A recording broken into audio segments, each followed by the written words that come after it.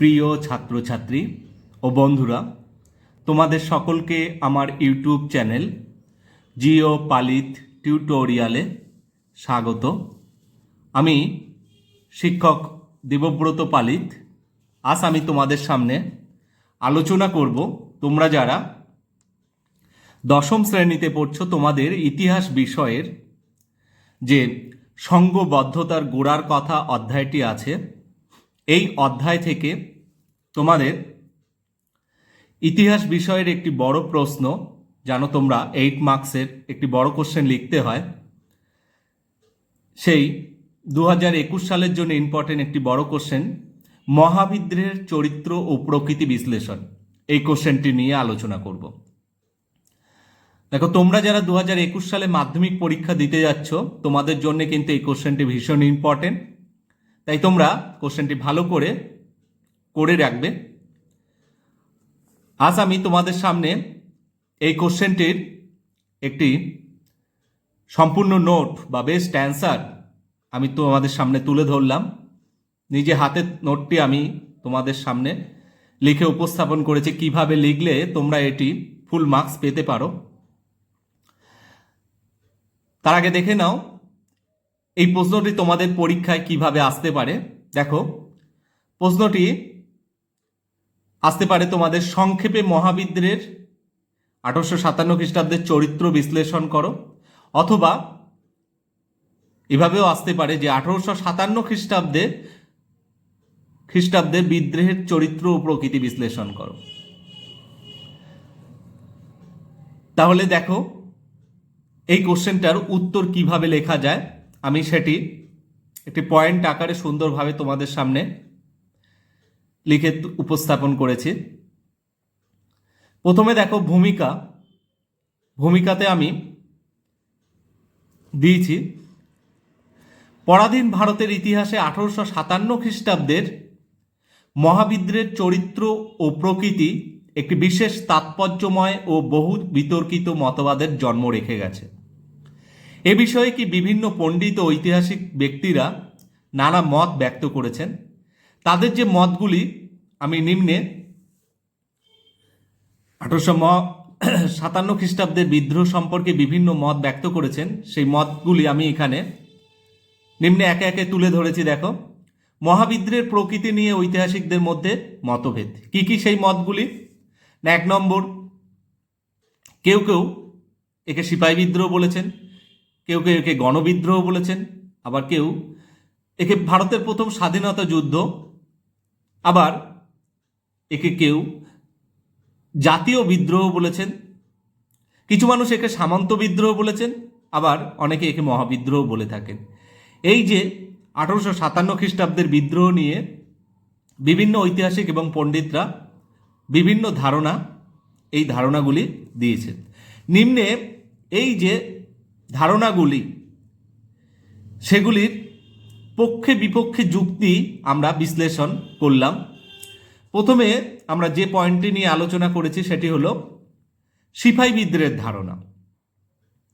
দেখো, কারা কারা সিপাহী বিদ্রোহ বলছেন, সেই সিপাহী বিদ্রোহের সমর্থক ব্যক্তিগণ হলেন কে?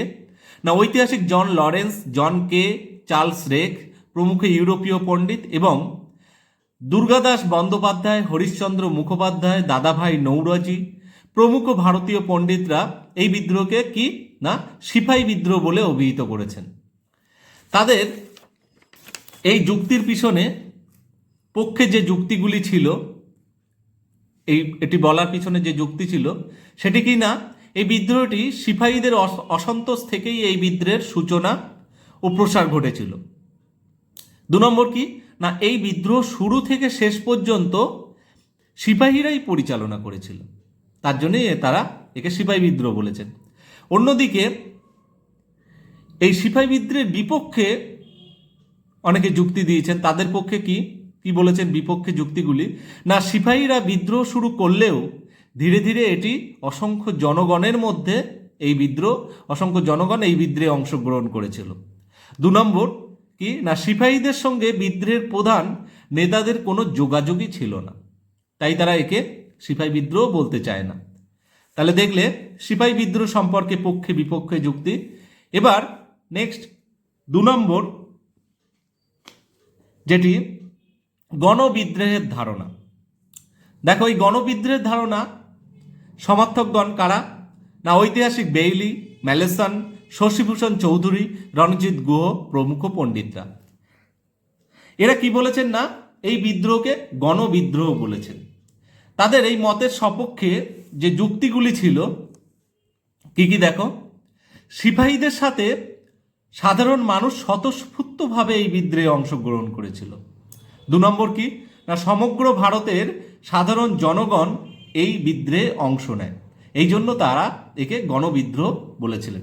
কিন্তু এর বিপক্ষেও কিছু মানুষ যুক্তি দিয়েছিল কি কি? না বহু ভারতীয় গোর্খা, রাজপুত, দক্ষিণ ভারতীয় রাজ্য 1857 খ্রিস্টাব্দের বিদ্রোহে অংশগ্রহণ নেয়নি। 2 নম্বর, তারা কি বরং বিদ্রোহের বিরোধী পক্ষে তারা যোগ দিয়েছিল, এই জন্য তারা একে গণবিদ্রোহ বলতে রাজি নয়। নেক্সট 3 নম্বর যে ধারণা সেটি কি? না প্রথম স্বাধীনতা যুদ্ধের ধারণা। কারা কারা এই মতের সপক্ষে ব্যক্তিগণ হলেন? সিপাহী বিদ্রোহের প্রকৃতি সম্পর্কে বলতে গিয়ে স্বাধীনতা সংগ্রামী বিনায়ক দামোদর সাভারকর তার ইন্ডিয়ান ওয়ার অফ ইন্ডিপেন্ডেন্স গ্রন্থে বলেছেন যে 1857 খ্রিস্টাব্দের বিদ্রোহ ছিল ভারতের প্রথম স্বাধীনতা যুদ্ধ। তিনি তার এই মতের সপক্ষে যে যুক্তিটা দিয়েছিলেন কি? না সাভারকরের মতে বিদ্রোহীদের মূল লক্ষ্য ছিল ব্রিটিশ শাসনের অবসান ঘটিয়ে ভারতকে স্বাধীন করা, এই জন্য তিনি একে প্রথম স্বাধীনতা যুদ্ধ বলেছিলেন। কিন্তু তার এই মতের সপক্ষে, এই মতের বিপক্ষে যে যুক্তি ছিল, যেমন রমেশচন্দ্র মজুমদার, সুরেন্দ্রনাথ সেন, শশীভূষণ চৌধুরী প্রমুখ পণ্ডিতরা কিন্তু সাভারকরের এই মতকে অস্বীকার করেন। তাদের মতে কি ছিল? না সমস্ত ভারতবাসী এই বিদ্রোহে অংশ নেয়নি। 2 নম্বর, বিদ্রোহীদের নির্দিষ্ট কোনো লক্ষ্য ছিল না, এই জন্য তারা একে ভারতের প্রথম স্বাধীনতা যুদ্ধ বলতে রাজি নন। নেক্সট যে মতটি প্রচলিত সেটি হলো জাতীয় বিদ্রোহের ধারণা। দেখো এই যে জাতীয় বিদ্রোহের ধারণার সমর্থক ব্যক্তিগণ হলেন 1857 খ্রিস্টাব্দে ব্রিটিশ পার্লামেন্টে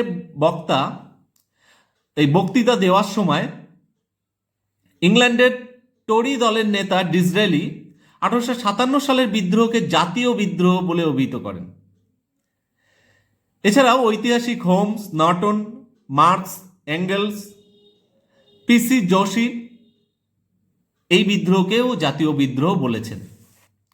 তাদের জাতীয় বিদ্রোহ বলার সপক্ষে যে যুক্তি ছিল সেটি কি? না সামরিক বিদ্রোহ হিসেবে এটি শুরু হলেও অচিরেই বিভিন্ন স্থানের অসামরিক ব্যক্তিরাও এতে এই সংগ্রামে অবতীর্ণ হয়েছিল।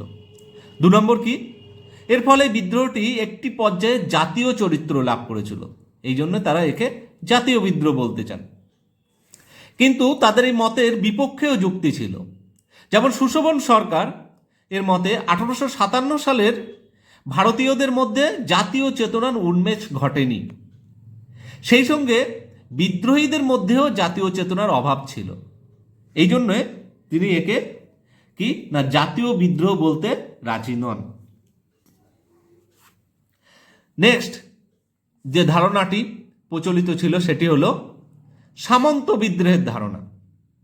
দেখো সামন্ত বিদ্রোহের পক্ষে বা সমর্থক ব্যক্তিগণ হলেন ঐতিহাসিক রজনীপাম দত্ত, রমেশচন্দ্র মজুমদার, জওহরলাল নেহেরু, মানবেন্দ্রনাথ রায় প্রভৃতি। তারা এই বিদ্রোহকে কি সামন্ত শ্রেণীর বিদ্রোহ বলেছেন। তাদের এই যুক্তির পিছনে সপক্ষে, তাদের এই মতের সপক্ষে যুক্তিগুলি হলো রাজ্যচ্যুত সামন্তরা, ভূমিচ্যুত জমিদার ও তালুকদারদের হাতেই ছিল এই বিদ্রোহের নেতৃত্ব, এই জন্যই তারা একে সামন্ত শ্রেণীর বিদ্রোহ বলেছেন। ডক্টর রমেশচন্দ্র মজুমদার যেমন এই বিদ্রোহকে অভিজাত ও সামন্ত শ্রেণীর মৃত্যুকালীন আত্মনাদ বলেছেন, কারণ এটি সামন্তদের দ্বারাই মেনলি পরিচালিত ছিল সেই জন্যে। অন্যদিকে এই সামন্ত শ্রেণীর বিদ্রোহের বিপক্ষে যে যুক্তিগুলি খাড়া করা যায় সেগুলি কি? না কয়েকটি অঞ্চল যেমন অযোধ্যা, বিহার, ঝাঁসি বাদ দিলে বাকি সব অঞ্চলের সামন্ত প্রভুরা কিন্তু এই বিদ্রোহে অংশ নেয়নি, বরং তারা এই বিদ্রোহের বিরোধিতাই করেছিল।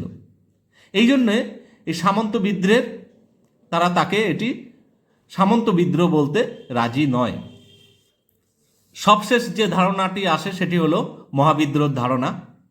দেখো, এর সমর্থকগণ হলেন ভারতের বেশ কিছু জাতীয়তাবাদী ঐতিহাসিকগণ।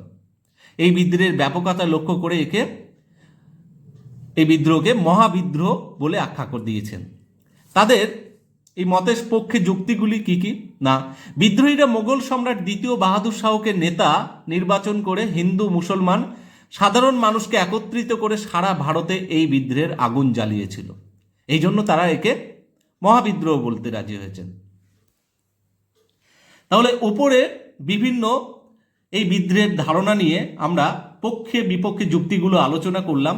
সবশেষে আমরা এবার মূল্যায়ন, এই বিদ্রোহের বিশ্লেষণ থেকে আমরা কি মূল্যায়ন পাই। দেখো, বস্তুতপক্ষে 1857 খ্রিস্টাব্দের বিদ্রোহ কোনো ঐতিহাসিক নির্দিষ্ট তাত্ত্বিক মন্তব্য মেনে পরিচালিত হয়নি। কি দেখলাম না, যে 1857 খ্রিস্টাব্দের যে বিদ্রোহ ছিল সেটি কোনো এই বিভিন্ন পণ্ডিত বা ঐতিহাসিকদের নির্দিষ্ট পথ বা তাত্ত্বিক বক্তব্য মেনে কিন্তু পরিচালিত হয়নি। এই বিদ্রোহের প্রকৃতি ছিল মিশ্র প্রকৃতির, মানে বিভিন্ন ধারণা বা চরিত্রের মিশ্রণ। বিদ্রোহের প্রকৃতি নিয়ে বিতর্ক থাকলেও বিদ্রোহীদের মধ্যে কিন্তু দেশপ্রেমের কোনো অভাব ছিল না, বরং এই বিদ্রোহের যেটি গণচরিত্র ছিল সে কথা অস্বীকার করা যায় না। সবশেষে দেখো, আমি এই বিদ্রোহ সম্পর্কে দুটি গুরুত্বপূর্ণ মন্তব্য দিয়ে আমি আমার এই নোটটি শেষ করেছি। দেখো, 1857 খ্রিস্টাব্দে বিদ্রোহের চরিত্র ব্যাখ্যা করতে গিয়ে ডক্টর রমেশচন্দ্র মজুমদার বলেন, the first national war of independence is neither first nor national nor the war of independence. আরেকটি মত দিয়েছি আমি। দেখো, সবশেষে ঐতিহাসিক C.A. বেইলিকে উদ্ধৃত করে আমি এই আলোচনার ইতি টেনেছি।